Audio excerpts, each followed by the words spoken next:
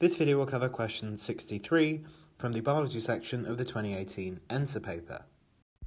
In this question, we're told about a piece of DNA which is made up of two complementary strands, each of them being 25 bases long.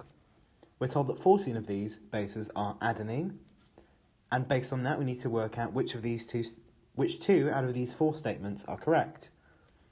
So before we get to the statements, we need to think about the information we have. We've got 14% of our bases, and we've got two strands, 25 bases long, that's 50 bases in total, and we need to work out the numbers of each different type of base. The reason we need to do that is looking through our options here, we need to work out the various numbers of adenine and cytosine, adenine and guanine, etc.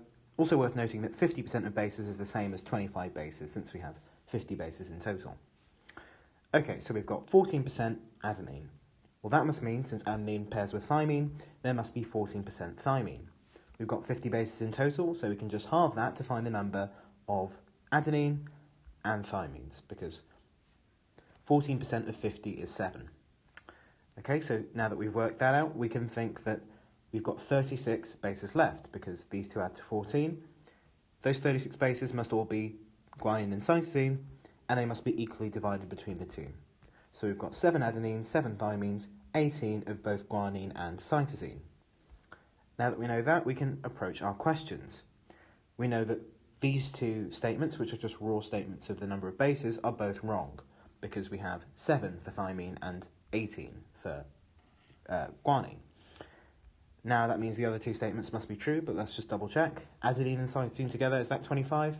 7 and 18, yep, that's 25. And the same goes for the second statement. So those are both, because adenine and guanine are both 25 when added together. So we have our answer, which is that 1 and 2 are correct, and therefore our answer is going to be option A,